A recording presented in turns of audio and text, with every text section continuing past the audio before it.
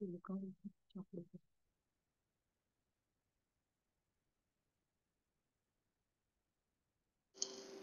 Kabir, we can start prayer. Ram Kabir. सदगुरु देव की जय। सतगुरु शरणे माने नित्य राखो रे परदाओ ठे कोण છુપાયું તે બાખો રે સતગુરુ શરણે માને નિત્ય રાખો રે મન મારું ચંચળ ને અતિ મેલું રે જોઈ નહીં સકુએથી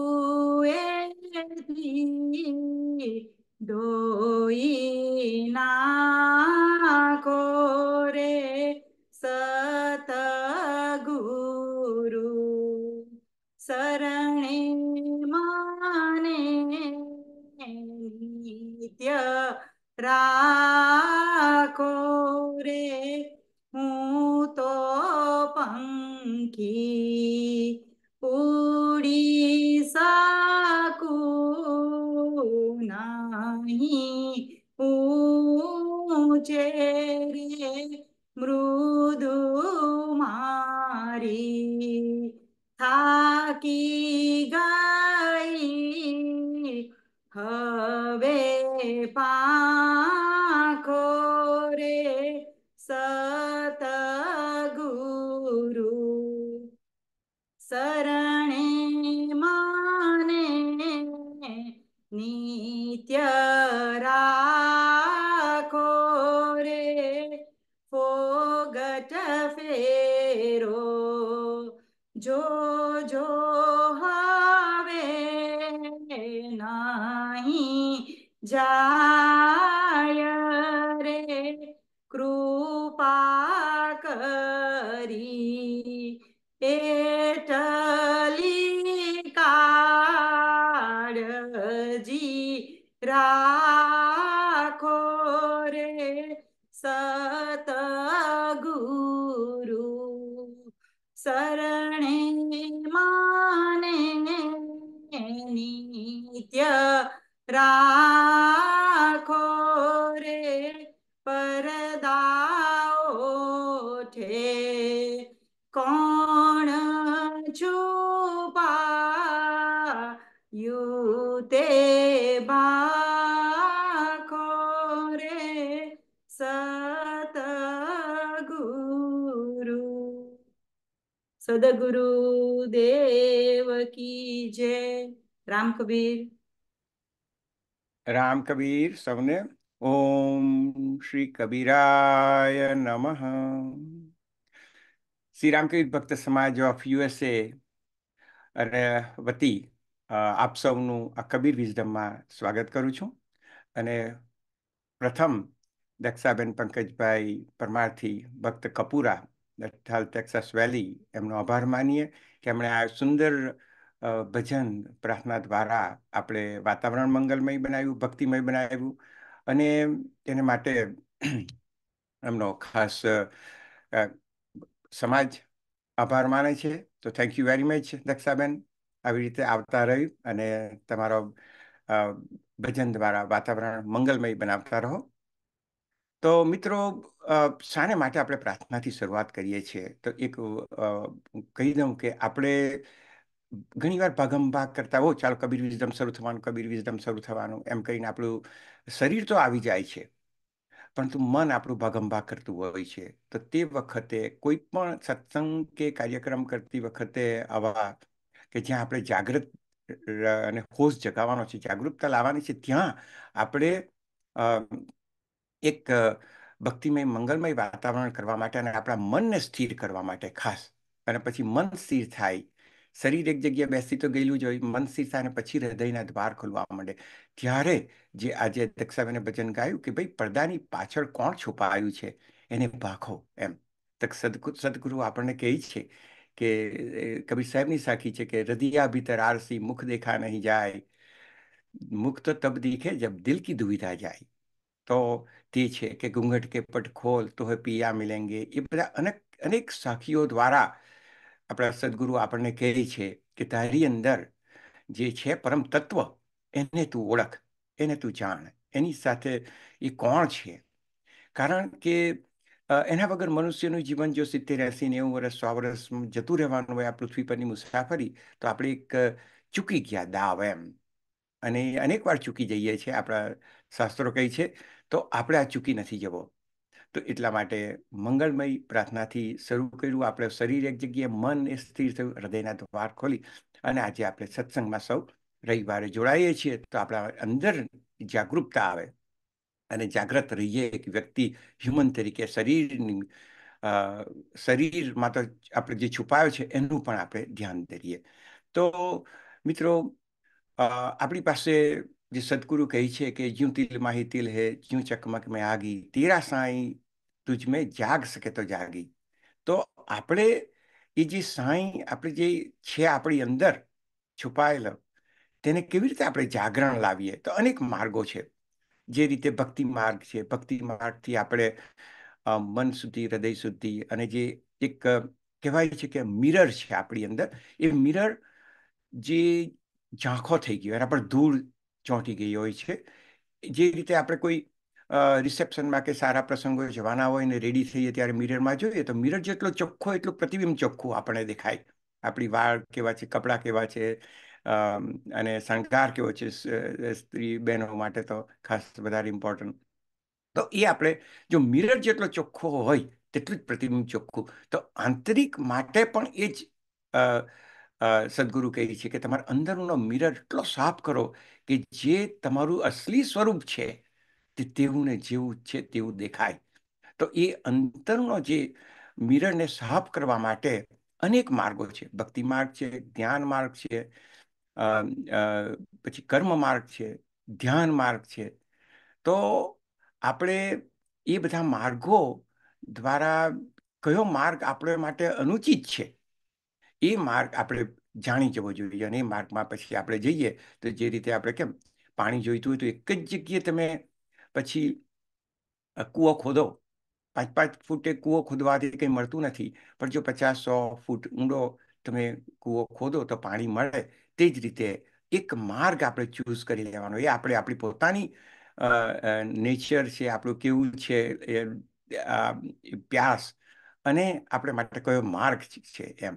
2-4 માર્ગ તમે જોઈ શકો, પહેલાં ચાલી શકો, પછીથી નક્કી કરવાનું કે હા, આ એક માર્ગ મારા માટે સરળ છે અને યોગ્ય છે, અને પછી આપણે એમાં ઊંડા ઉતરવું પડે એમ. તો આજે અત્યારે સૌ ભક્તજનોને ખબર છે કે સ્વામી અભયદાસજી રાજસ્થાનથી દક્ષિણ કેલિફોર્નિયામાં અત્યારે પધાર્યા છે, અને ઘણી જગ્યાએ એમણે સત્સંગ કર્યો છે. અને એમણે તે વખતે ફેસબુક લાઈવ કરીએ છીએ, તો જે ભાઈઓ બહેનોએ ભાગ લીધો હોય તેમણે જોવાનો મોકો મળ્યો છે. પણ એક જગ્યાએ અહીંયા ડિવાઇન યોગ સેન્ટર છે, ત્યાં એમણે સત્સંગ કરેલો. તે વખતે ફેસબુક લાઈવ નહીં થઈ શકેલું કંઈ કારણસર. તો આજે એમણે જે ડિવિનિટી અને યોગનું કનેક્શન, એટલે રાજયોગ. આપણે જે રાજયોગ શાના માટે એક માર્ગ છે, જે રીતે ભક્તિ માર્ગ છે, કર્મ માર્ગ છે, ધ્યાન માર્ગ છે, પછી કે જ્ઞાન માર્ગ છે. તો આ એક રાજયોગ જે પતંજલિનું આપણા મહર્ષિ થઈ ગયેલા વર્ષો પહેલા, થાઉઝન્ડ ઓફ યર્સ પહેલા, અને એમણે એક સિસ્ટમેટિક આપણને અષ્ટાંગ યોગ શીખવી ગયા કે ભાઈ તમારે જો કોઈ સિસ્ટમેટિક જોઈતું હોય પરમ તત્વને પામવા માટે, તો હું તમને આ એક અષ્ટાંગ યોગ બતાવી જાઉં, અને એ અષ્ટાંગ યોગ પર તમે ચાલો. હવે આપણે નક્કી કરવાનું છે કે અષ્ટાંગ યોગ મારા માટે યોગ્ય છે કે નહીં. તે એ આવે એટલા, પરંતુ આપણાથી આજે અષ્ટાંગ યોગ પર, અષ્ટાંગ યોગમાં શું આવે કે ભાઈ સૌને ખબર જ હશે, યમ હોય, નિયમ હોય, આસન, પ્રાણાયામ, પ્રત્યાહાર, ધારણા, ધ્યાન અને સમાધિ. એ રીતે જે કબીર સાહેબ આપણને જ્ઞાન આપે છે, પરંતુ પછી આપણને એક કોઈ સિસ્ટમ જોઈએ. જે લોકો સિસ્ટમેટિક જોવા માંગતા હોય કે ભાઈ મને સિસ્ટમ જોઈએ, કોઈ એન્જિનિયરિંગ બ્રેઇન હોય, એનાલિટિકલ બ્રેઇન હોય, તો તેમને માટે એક અષ્ટાંગ યોગ ઘણો સારો રહેશે. અને રાજયોગ પણ કહેવામાં આવે છે. અને એ ધીરે ધીરે એના પર તમે ચાલો, ઊંડા ઉતરો, તો પછી તમે પરમ તત્વને તમારી અંદર જે છુપાયેલું છે તે પડદા પાછળનો જે કે કોણ છુપાયું છે, અત્યારે દક્ષાબેને કીધું, તે આપણને ખ્યાલ આવે. તો અભયદાસજીનો પરિચય તો કંઈ આપવાનો છે નહીં.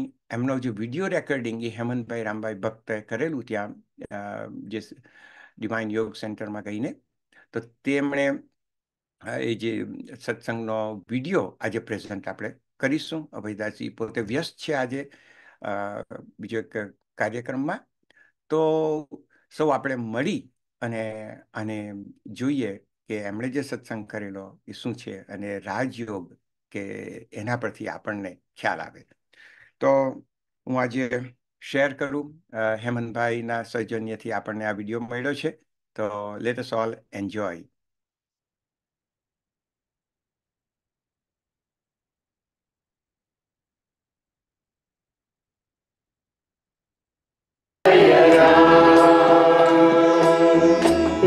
श्री राम जय राम, जय जय राम. श्री राम जय राम, जय जय राम. बोलिए सच्चिदानंद भगवान की जय. बोलिए सद्गुरुदेव बोलिए सत्य सनातन धर्म की है. नमः पार्वती पदे हर हर महादेव.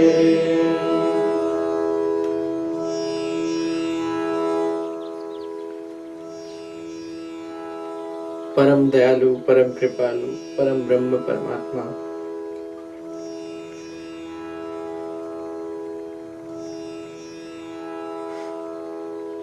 इस समस्त चराचर में विद्यमान ईश्वर के सभी स्वरूप का दर्शन और स्मरण करते हुए डिवाइन आर्ट एंड योग सेंटर के इस पावन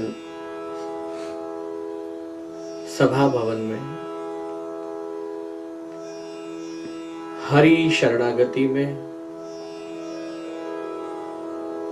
इस समर्पण भूमि पर आप सभी को पाकर, आप सभी का दर्शन करके, आप सभी से मिलकर, और उसमें भी मूल इस केंद्र के नेक्टर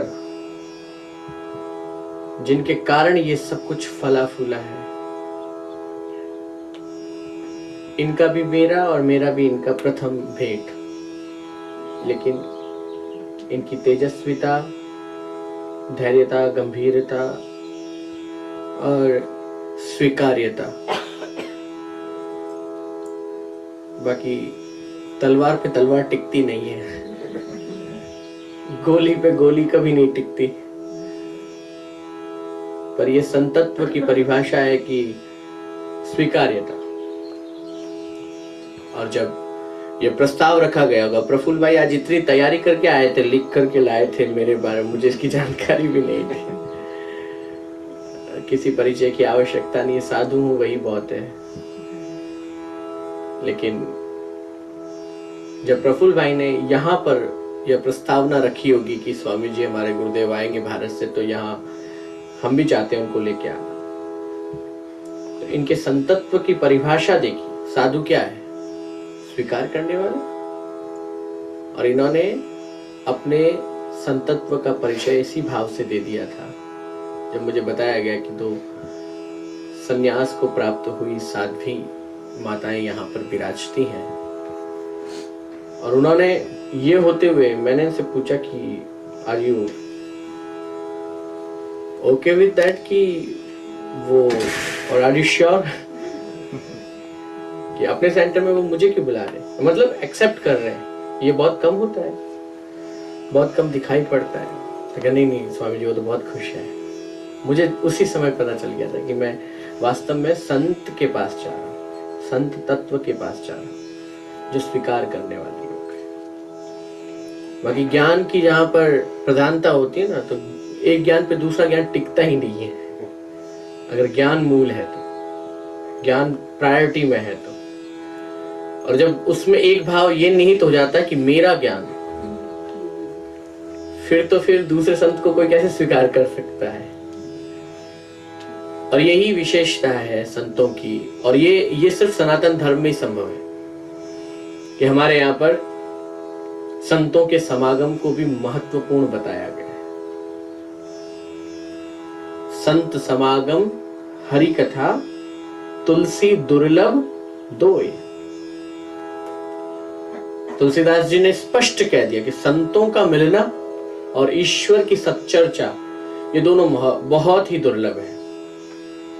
कि दो धाराओं का मिलना, दोनों के व्यवहार में, विचार में, पंथ में, मतलब जिस मार्ग पर वो चल रहे हैं, हो सकता है वो भक्ति मार्गी हो सकता है वो ज्ञान मार्गी हो, कुछ संत उपासना मार्गी भी हो, लेकिन अलग अलग मार्ग पर चलने वाले व्यक्तियों का एक साथ मिलना, अर्थात उनके बीच में कहीं न कहीं आध्यात्म उनके दोनों के बीच में संचालित हो रहा है, दोनों की वेन्स में है, इसीलिए तो वो मिल रहे हैं।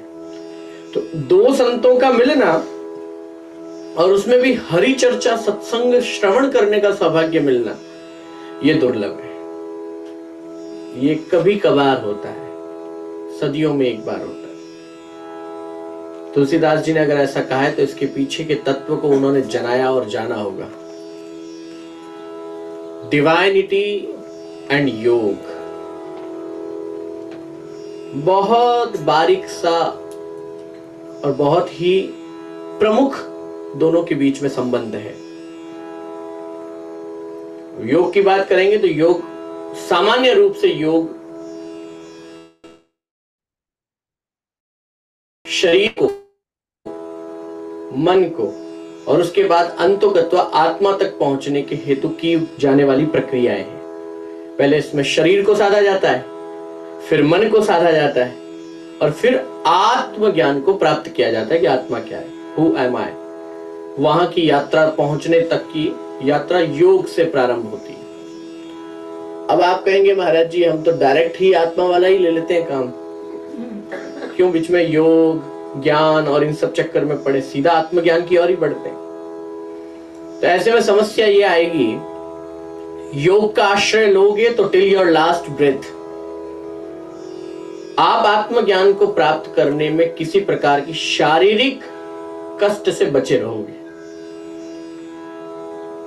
माना कि मुझे 50 की आयु में वह आत्मज्ञान के तत्व का बोध हो गया, वह आत्मज्ञान हो गया, अर्थात आत्मा क्या है और मैं कौन हूं इसका बोध हो गया 50 की आयु में। लेकिन योग न किया, प्राणायाम न किया, एक तो जिस तत्व को आप जाने उस तत्व का चिंतन और मनन करने का समय आपके पास सीमित हो जाएगा।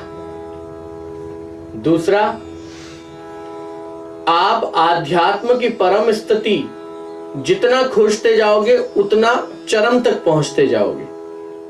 तो आपको प्राप्त करने की जो यात्रा है वो जर्नी आपकी बहुत छोटी हो जाएगी। आप जब शुरू करोगे पता चला शरीर के रोग के कारण वो चलती हुई यात्रा, आरंभ हुई यात्रा पहले ही समाप्त हो गई और फिर वात पीत कफ घेर लियो है। नहीं गाते हम लोग,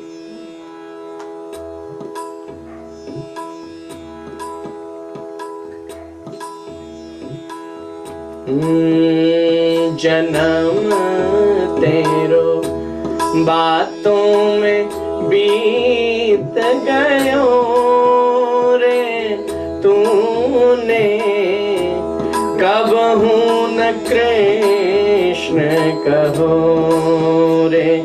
जन्म तेरो बातों में बीत गयो रे, तूने कबहू न कृष्ण कयो। अब यात्रा शुरू कहां से होती है? 5 बरस का भोला भाला, 5 बरस का भोला भाला, अब तो 20 भयो, अब तो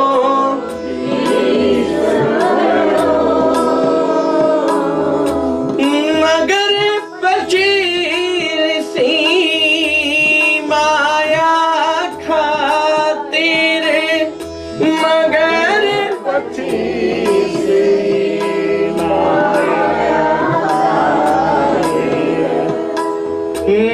देश विदेश गयो रे तूने, कब नाम लियो रे, जन्म तेरो बातों में बीत गयो रे तूने, कब नाम लियो।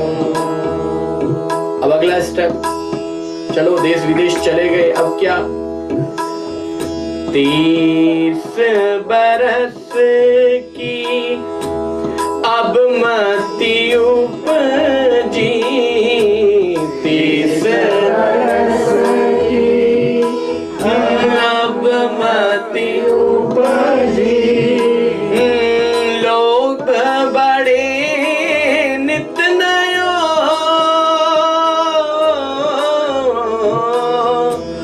लोभ बड़े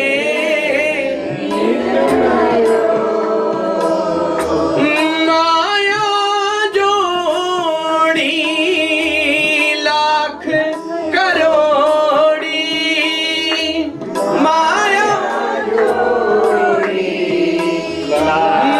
लाख करोड़ी, अजून तृप्त भयो रे तूने, कब नाम लियो रे, जन्म तेरो बातों में बीत गयो रे तूने, कब नाम लियो।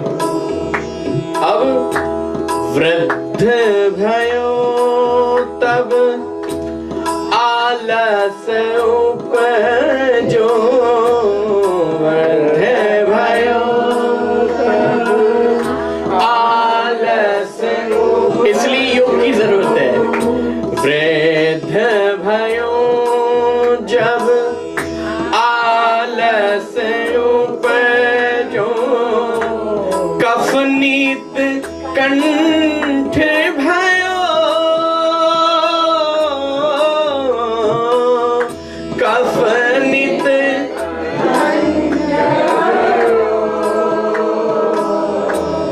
संगत कब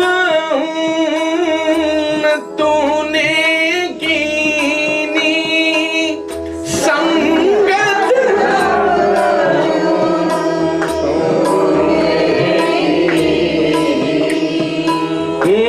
बिरथा जन्म लियो रे तूने, कब न कृष्ण कहो रे, जन्म तेरो बातों में बीत गयो रे तू, कब न नाम। ये संसार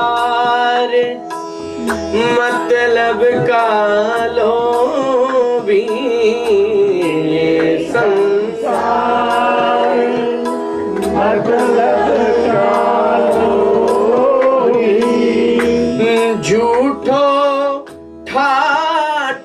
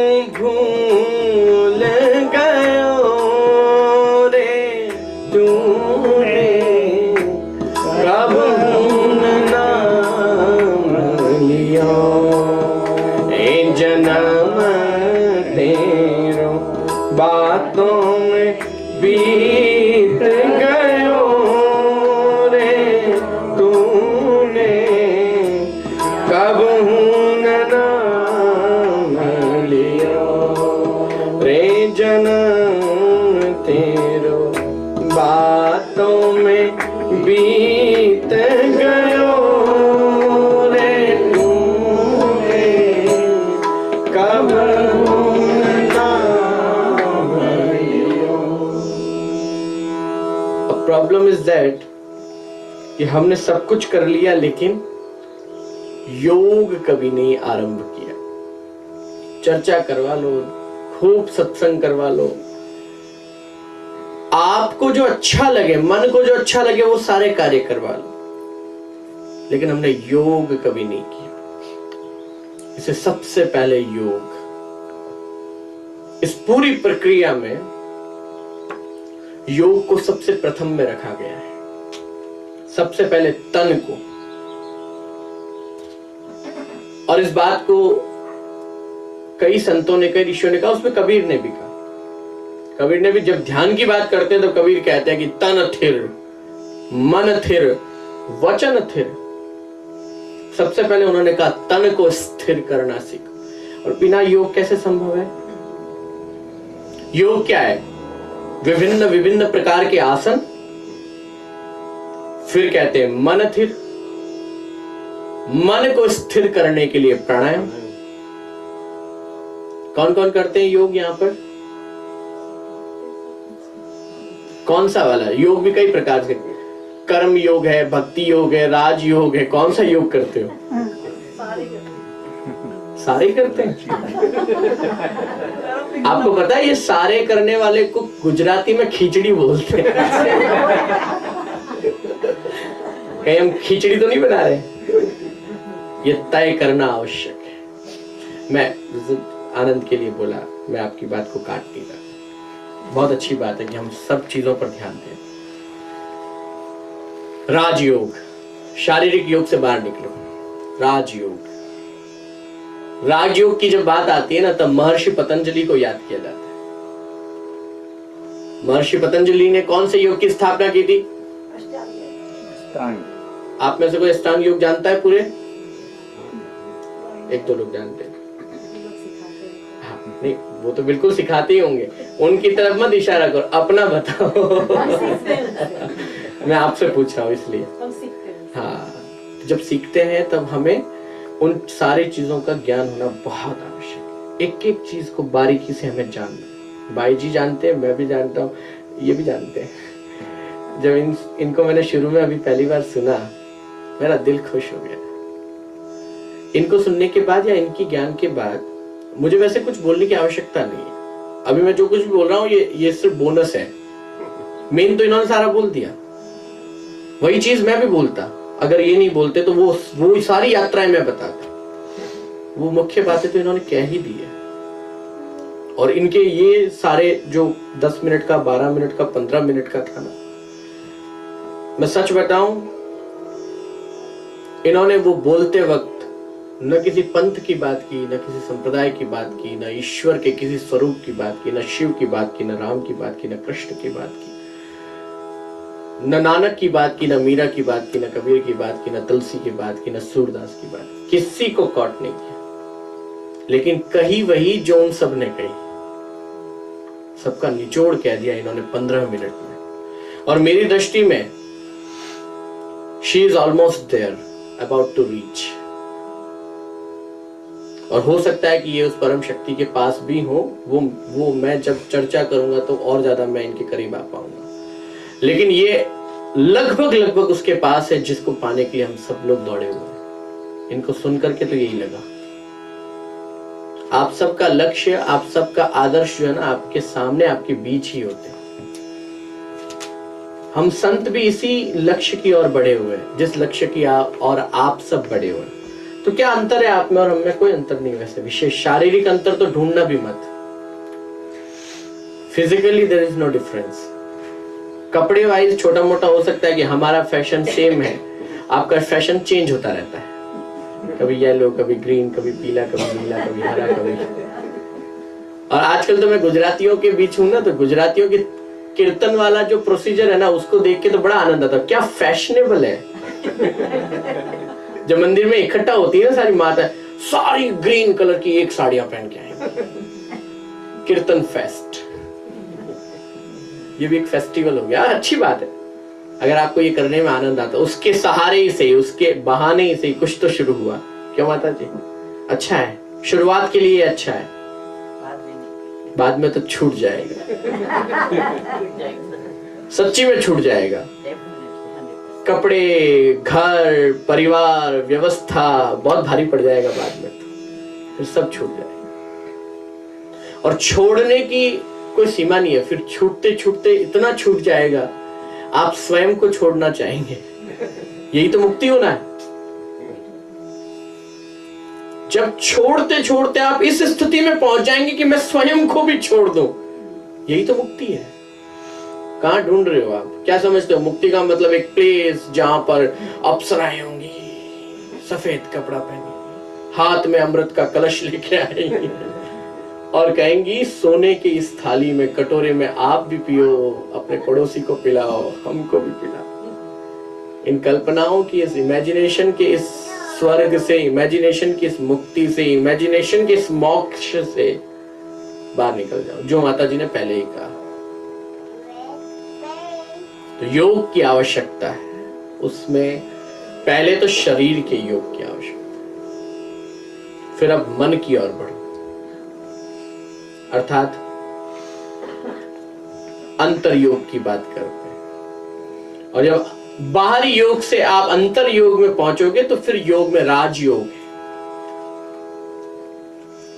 राजयोग है, कर्म योग है, भक्ति योग है और ज्ञान योग है। राजयोग में अष्टांग योग आता है, बड़ा राजसी योग है, उसको कहते हैं ना रिचनेस है उसमें। यम, नियम, योग, प्राणायाम, ध्यान, धारणा, प्रत्याहार और अंत में समाधि। आह, क्या अद्भुत महर्षि पतंजलि ने साधा इसको। राजयोग राजसी तत्व के लिए बहुत लंबा और बहुत रिच योग है। माइक्रो लेवल पे आपको काम करना पड़ेगा उसके लिए। तो मैं इसको ज्यादा डिस्क्राइब इसलिए नहीं करूंगा, time is we have very short time. लेकिन अब आते हैं उसके आगे, कर्म योग। कर्म को साधने के लिए क्या करना है और क्या नहीं करना है, यही तो धर्म है। क्या करना है, क्या नहीं करना है, इसका बोध होना, यही तो धर्म है, जो मैं हर दिन हर जगह जहां भी जाता हूं बार बार रिपीट करता हूं। धर्म को द वे ऑफ लाइफ कहना हमारा सबसे बड़ा अपराध है। धर्म द वे ऑफ लाइफ कभी नहीं हो सकता। Religion the way of life हो सकता है, I am agree with that. क्योंकि रिलीजन जो शब्द का उपयोग करते हैं उनकी डिक्शनरी में धर्म शब्द है ही नहीं, क्योंकि धर्म तो सिंधु घाटी के इस पार के लोगों ने स्वीकार किया था। इतनी बुद्धि उन्हीं में थी, इतना दूरदर्शिता उन्हीं में थी।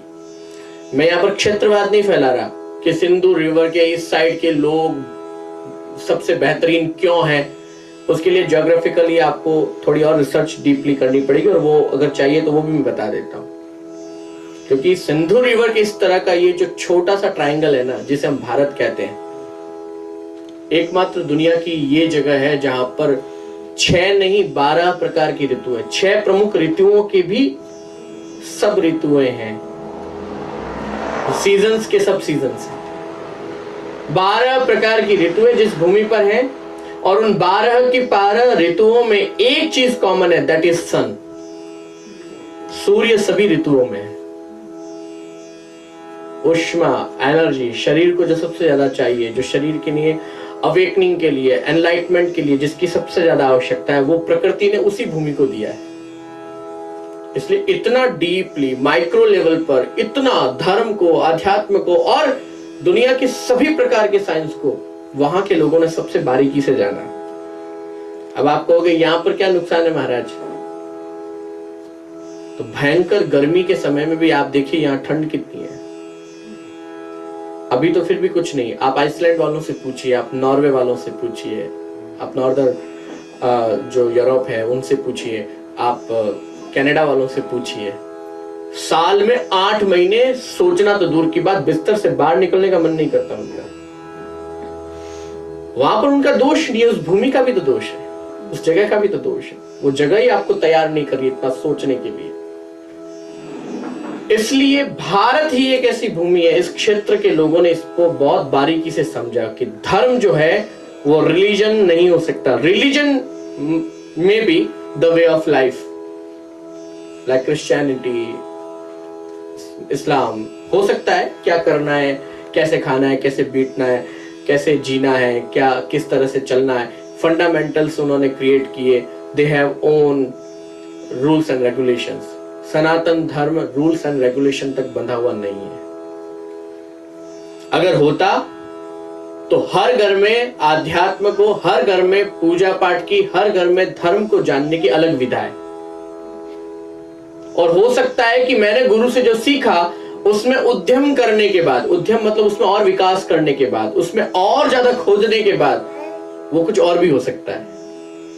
मेरा गुरु भी मुझे आकर के ये नहीं कह सकता कि जो मैंने बताया वो तूने कितना किया, उतना ही किया।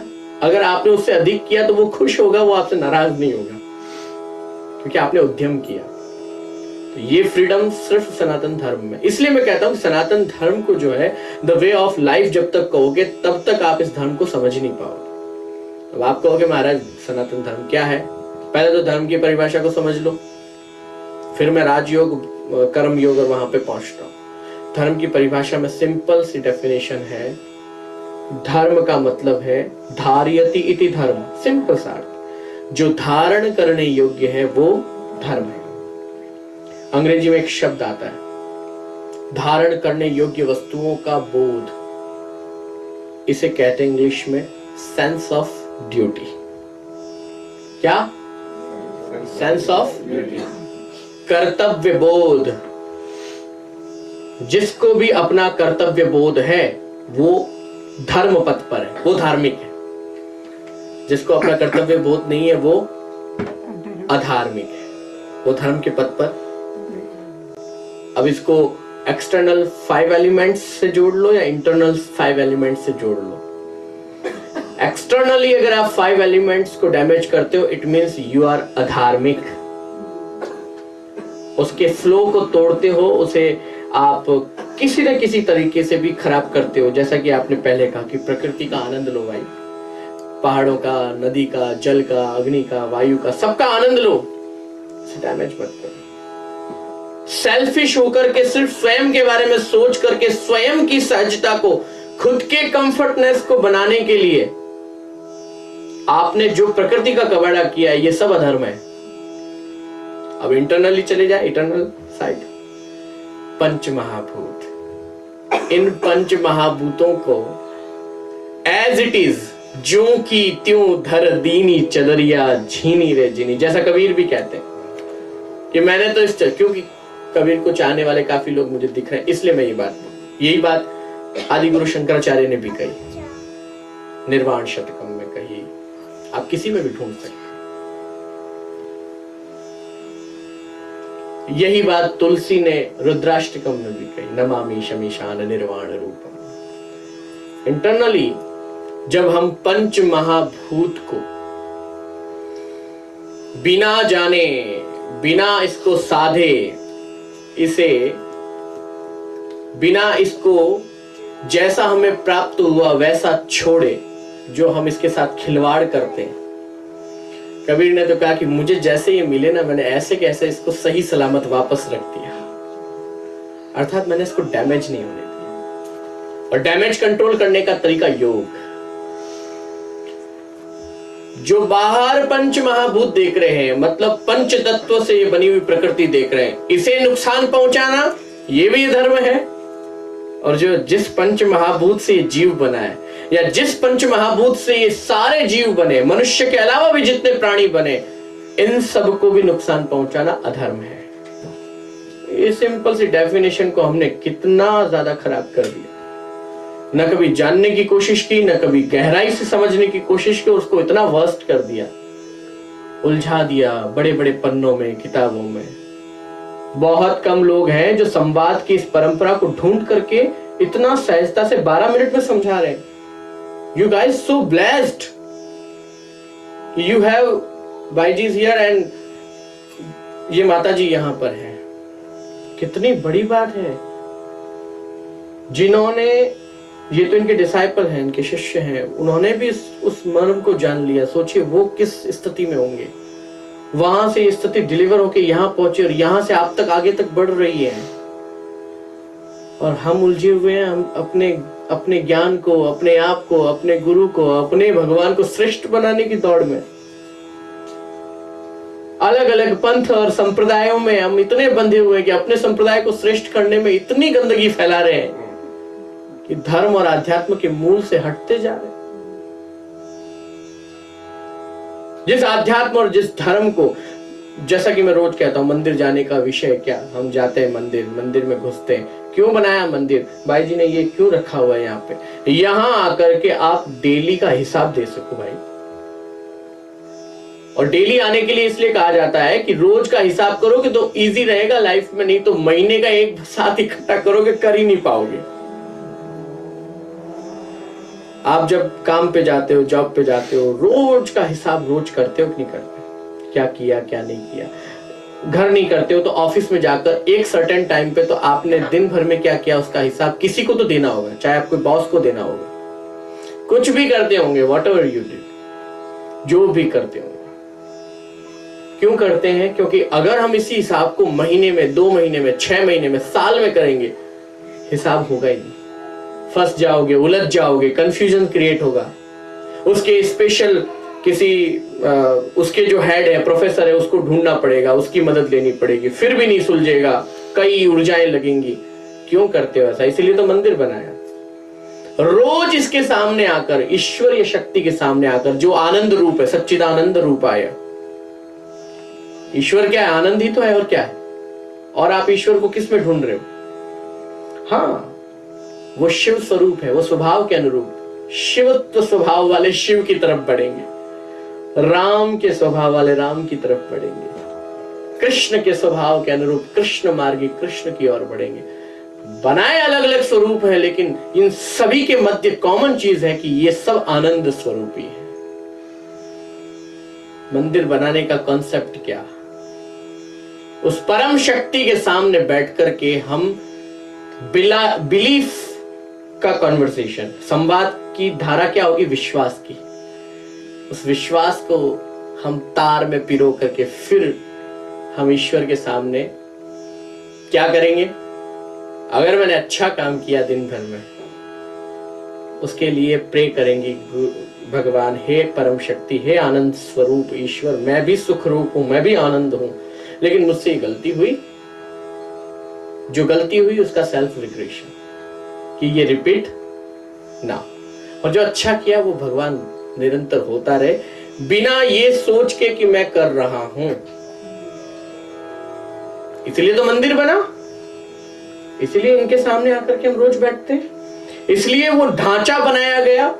जिस ढांचे को सेपरेट क्यों रखा गया? जिस ढांचे में कोई रात्रि में सो क्यों नहीं सकता? जिस ढांचे में कोई रात्रि में रह नहीं सकता, क्यों? क्योंकि उसकी वाइब्रेशन को पवित्र बनाए रखने के लिए। हो सकता है हम सोएंगे, बैठेंगे, एक सर्टेन टाइम तक इंसान अपनी गंदगियां बाहर निकालेगा ही निकालेगा, लेकिन उसकी वाइब्रेशन को क्लीन करने के लिए सर्टेन टाइम तक मंदिर बंद रहता है। मंदिर में कोई रह नहीं सकता, वो खाली रहता है। कितना शानदार प्रोसीजर है मंदिर का, हमारा कॉन्सेप्ट कितना जोड़ रहा है। गर्भगृह में सर्टेन पीपल कैन एंटर, सारे नहीं, जो उन नियमों को, उन कायदों का, उस पवित्रता का, उस अनुशासन का जो पालन करने वाले योगी लोग हैं, वो लोग ही एंटर कर सकते हैं। कितना अद्भुत है ये परंपरा, कितनी अद्भुत है साहब।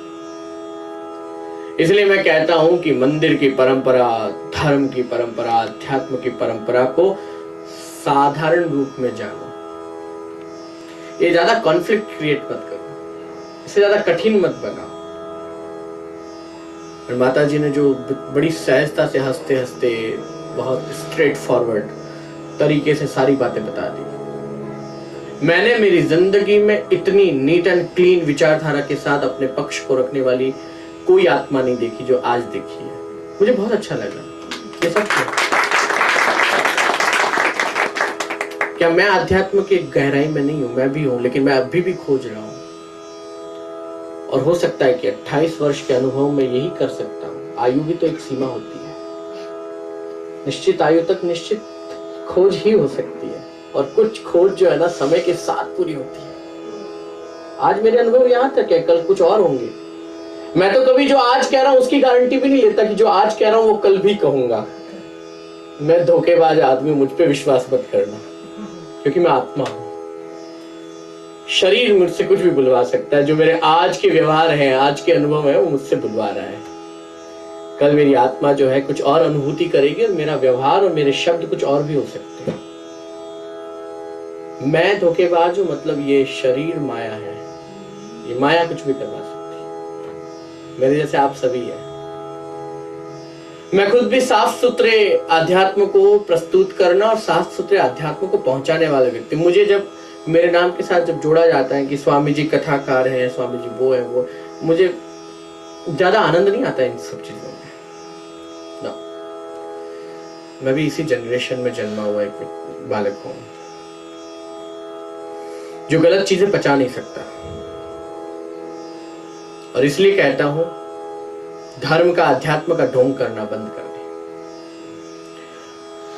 और बेहतर होगा कि जो आप यहां से सुन के जा रहे हो, या जो मैं बोल रहा हूं, जो माता जी बोल रही है, इन सबको हम करना भी आरंभ करें। कि बोलने और करने में बहुत बड़ा अंतर है। बोलना बहुत आसान है, बोलना तो क्या है, मैं जानकारियां कुछ कलेक्ट करके लाऊंगा, मेरी मेमोरी अच्छी है तो मैं सीधा बोल दूंगा, नहीं अच्छी है तो मैं लिख करके ले आऊंगा और बता दूंगा। तो जब मैं बोल रहा हूं, जब मैं कलेक्ट कर रहा हूं, जब आपको दे रहा हूं, आई एम ओनली इन्फॉर्मर।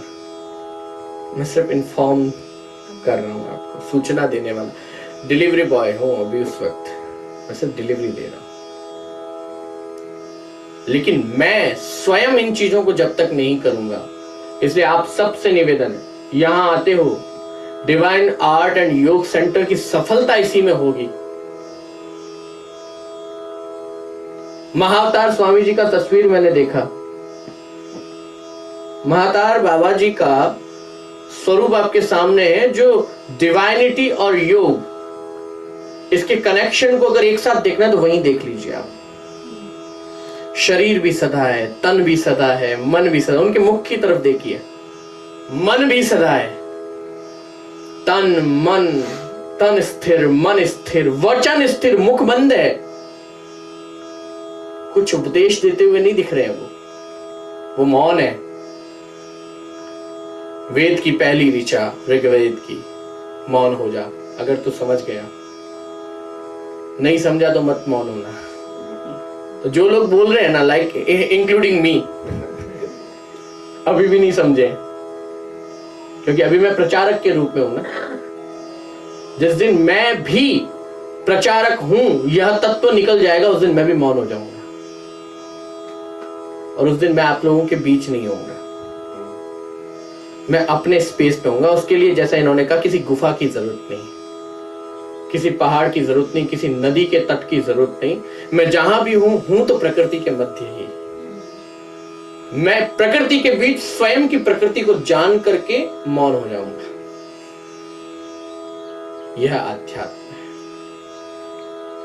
इसलिए मैं आप सबसे कहता हूं, जो कहते हो उसे करना भी सीखो। हम लोग क्या करते हैं, मेरे पास, मैं अमेरिका आया हूं ना, मेरे पास माता जी रोज की 100 कंप्लेंट्स आती हैं। काहे की पता है?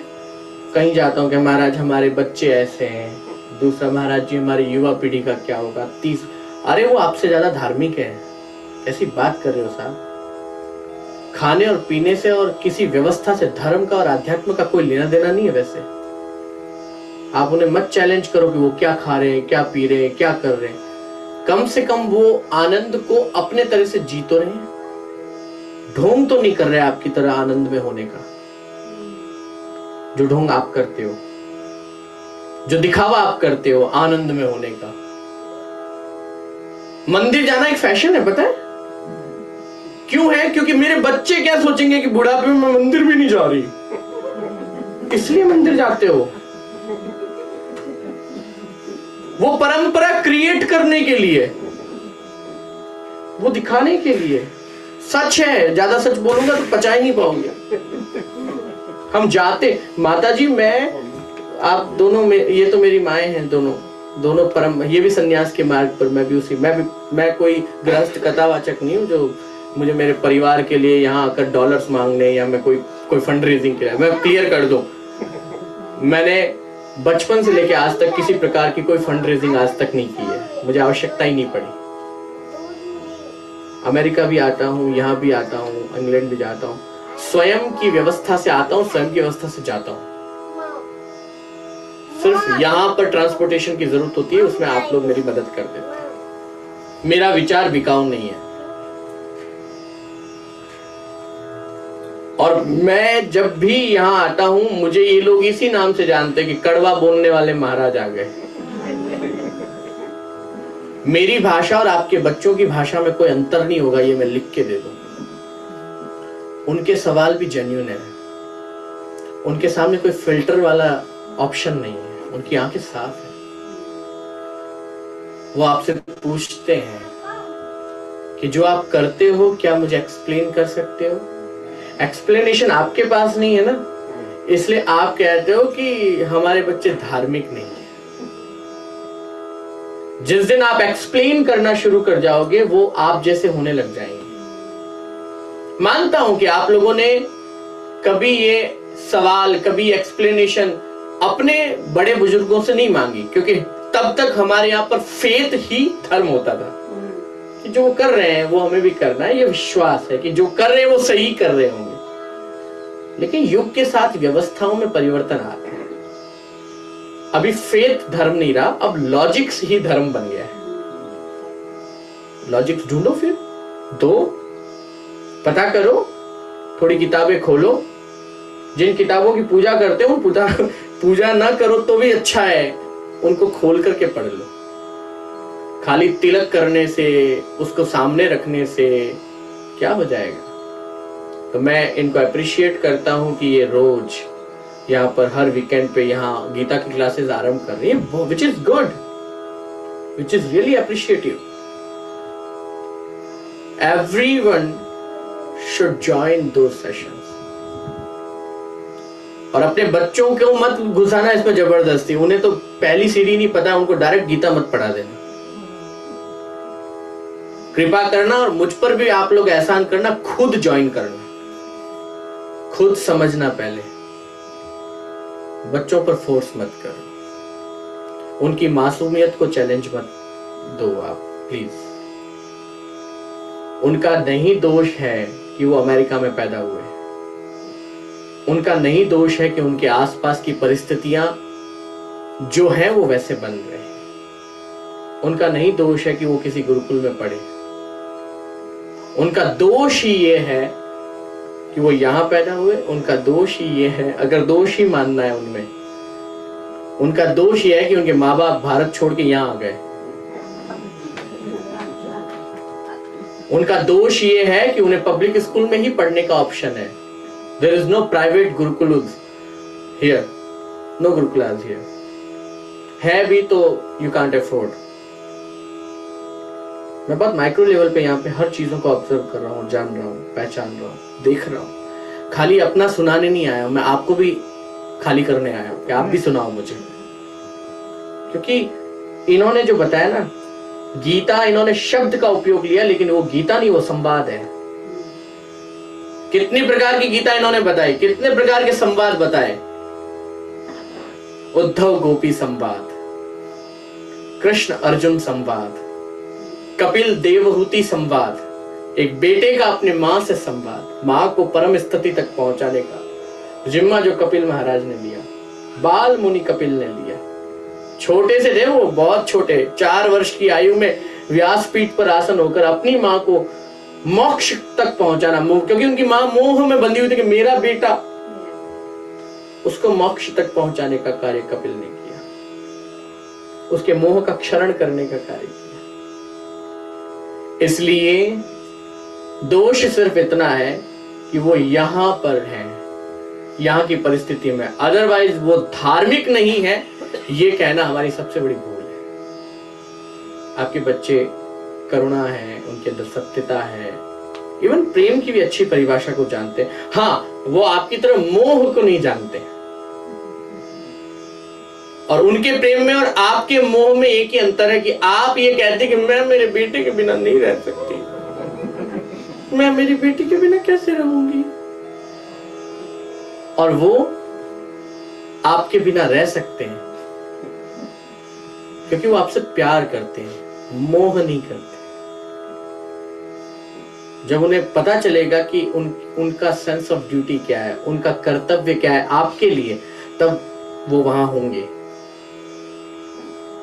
बस यही फर्क है मोह और प्रेम में। इसलिए आने वाली पीढ़ी को, युवाओं को, जो बहुत साफ सुथरे दिल के हैं, बहुत अच्छे हैं, धार्मिक भी हैं, वो यहाँ के धर्म को समझते हैं, मानव धर्म को समझते हैं। उनके यहाँ पर सेंस ऑफ ड्यूटी धर्म नहीं है, वहां पर ह्यूमन राइट्स ही एक धर्म है जो उनको स्कूल में सिखाया जाता है, ठीक है ना। वो उन राइट्स को अच्छे से जानते हैं, वो उस धर्म को फॉलो भी करते हैं। वो काले गोरे में भेद नहीं समझते, वो बड़े और छोटे में भेद नहीं समझते, क्योंकि वहां पर मानवों का अधिकार ही एक धर्म है।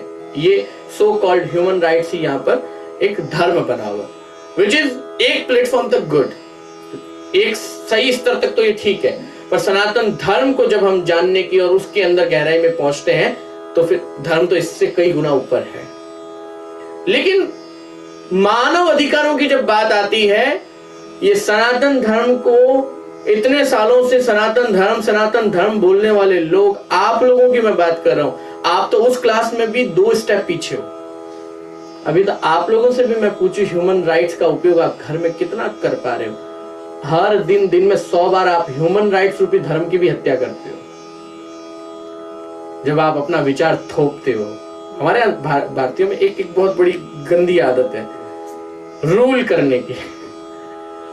ये करना चाहिए, ये नहीं करना चाहिए, ये करो, वो करो, ऐसे मत करो, वैसे मत करो। उसमें बिल्कुल भी विनम्रता नहीं है। विनम्रता ना, कहने के तरीके को बदलो। रूलिंग जो आपका स्वभाव है ना, बिहेवियर, इससे बाहर निकलो और विनम्रता से आग्रह करते हुए ह्यूमन राइट्स वाले धर्म को तो पहले अपना लो, जिसमें आपके बच्चे प्रोफेसर हैं। सच कह रहा हूं, वो बहुत अच्छा, वो तो ठीक है, धर्म का विशुद्धिकरण एक अलग ही तरह से हो गया। वहां पर मानव अधिकारी धर्म बन गए, और मानव अधिकारों में जब वो महिला पुरुष में, काले गोरे में भेद नहीं करते हैं, बड़े छोटे में भेद नहीं करते हैं, अब उसमें थोड़ी विकृति आनी शुरू हो गई। अब पुरुष पुरुष में भेद नहीं करता, महिला महिला में भेद नहीं करती। एक नए तरह का धर्म और निकल रहा है जो विकृति है। वहां पर गलतियां क्या कर रहे हैं हमारे बच्चे कि डिजायर्स को ही उन्होंने जेंडर बना दिया और वो गलत दिशा में चले जाने लगे।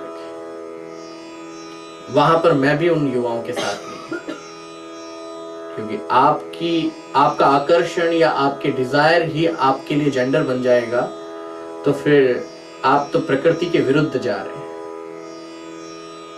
प्रकृति चाहती तो 3 तरह के जेंडर ना बना के 15 तरह के जेंडर वो बना के ही भेज सकती थी ना, लेकिन यहां पर वो थोड़ा सा गड़बड़ की ओर जा रहे हैं, गलत दिशा में। इसे ठीक करने की जरूरत है, और इसका एक ही मार्ग है कि हमारे मंदिर should be convert into institute. Our temple should be convert into institute. हमारे ये सारे सेंटर, हमारे ये सारे मंदिर अब इंस्टीट्यूट बनना चाहिए। यही एकमात्र तरीका है हमारे बच्चों को सहजता से धर्म और अध्यात्म की सरल परिभाषा की ओर मोड़ने के लिए, क्योंकि आप लोगों से तो नहीं होगा। वो एक डायलॉग है ना, तुमसे नहीं हो पाएगा, तो ये तय है कि आप लोगों से नहीं हो पाएगा। अब इसकी ज्यादा अपेक्षा मैं नहीं कर सकता, क्योंकि मैं काफी साल हो गए, मैं अमेरिका तो 2 साल से आ रहा हूं, लेकिन 10 सालों से भारत के बाहर घूम रहा हूं, और मैंने ये अनुभव किया कि आप लोगों से नहीं हो पाएगा। रहने दीजिए, छोड़ दीजिए आप लोगों से। बस अब कुछ कर सकते हैं ना, तो इस तरह के धर्म गुरुओं से आग्रह करिए, उनका सहयोग करिए, और उनके साथ खड़े होकर के मंदिरों को इंस्टीट्यूट में बदलना शुरू कर दीजिए। अमेरिका का जो रूल है, जो रेगुलेशन है, जो भी नियम है, उन सब का पालन करो। ऐसी बातें मत करो कि महाराज पॉसिबल नहीं है, प्राइवेट इंस्टीट्यूट में बच्चों को कैसे भेजेंगे, हमारी इतनी क्षमता नहीं है, इतनी महंगी एजुकेशन होती है यहाँ पर, हम यहाँ पर प्राइवेट इंस्टीट्यूट में भेजते हैं तो बच्चों को 50,000, 60,000, $70,000 पर ईयर का खर्चा आता है, कहीं कहीं 1-1 लाख रुपए, 1-1 लाख डॉलर का खर्चा आता है। इतना कौन करेगा? फ्री में बच्चे पढ़ रहे हैं, लेकिन ये फ्री की पढ़ाई उन्हें डैमेज कर रही है। ह्यूमन राइट्स का धर्म तो सिखा रही है, लेकिन डिजायर्स को जो जेंडर में बदलने का काम हो रहा है ना, इससे आपकी आने वाली पीढ़ी जो है ना, वो विकृत हो जाएगी। और मेरे पास तो 100 प्रमाण हैं और 100 रीजन है उनके हर तर्क का जवाब देने के लिए। आपके पास नहीं होंगे, आप जवाब ही नहीं दे पाओगे, आप उन्हें समझा ही नहीं पाओगे। इसलिए राजयोग की जरूरत है, इसलिए कर्म योग की जरूरत है। What I have to do or what I don't have to do. If you know the truth behind this sense of duty, it is dharma.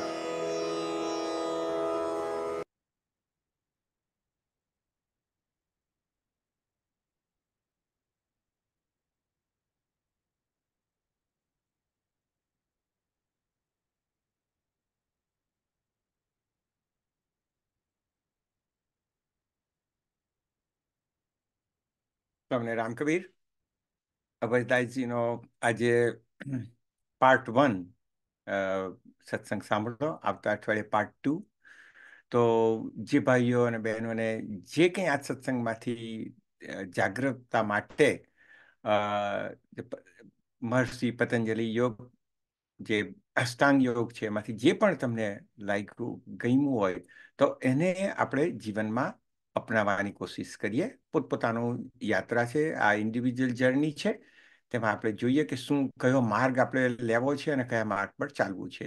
તે પરંતુ મને એક કબીર સાહેબની સાખી ખાસ યાદ આવી અને તેને બોલીને પછી આપણે શાંતિ પાઠ કરીશું। તો કબીર સાહેબ કહે છે કે कथनी कथनी मीठी खांड सी, कथनी मीठी खांड सी करनी विष की लोई, कथनी से करनी करे વિષ કા અમૃત હોય। એટલે કહેવા માંગે છે સદગુરુ કે કહેવાનું બહુ સહેલું છે, કથની એટલે બોલવું। આ હું બોલું છું કે ગમે તે કોઈ આપણે, મારે પણ જોવું જોઈએ કે હું જે બોલું છું એ પાડું છું। તો એટલા માટે કરની વિષ કી લોય, કરવું પડે, જે ઇમ્પ્લિમેન્ટ કરવું પડે જીવનમાં, એ બહુ અઘરું છે। એટલા માટે સાહેબ સદગુરુ કહે છે કે જ્યારે કથનીમાંથી કરણીમાં ફેરવો તમે, ત્યારે વિષ કા અમૃત હોય। તો એ આપણે સૌએ પોતપોતાને અરીસામાં જોવાનું છે, મિરરમાં જોવાનું છે। આજે મિરરની વાત કરી કે મિરર આપણે કેટલો ચોખ્ખો રાખીએ ત્યારે જે છે તત્વ એ જ તે દેખાય। તો એના પર આપણે વિચાર વિમર્શ કરીને પોતાનું અવલોકન કરી અને શું કરવું, કઈ રીતે આધ્યાત્મિકતા લાવવી જીવનમાં, તે રીતે આપણે કાર્ય કરતા રહીશું અને આવતા અઠવાડિયે પાર્ટ 2 જોઈશું। તો સૌને રામ કબીર। હવે શાંતિ પાઠ કરી અને આપણે પૂર્ણ કરીશું આજે। હરિઓમ। પૂર્ણ એ છે, પૂર્ણ આ છે, પૂર્ણથી તો પૂર્ણ ઉગ્યું છે બધું, પૂર્ણમાંથી પૂર્ણ આપી દો ભલે, શેષ પાછળ પૂર્ણ રહેવાનું સદા। ઓમ શાંતિ શાંતિ શાંતિ। હરિઓમ। રામ કબીર। આવતા અઠવાડિયે મળીશું।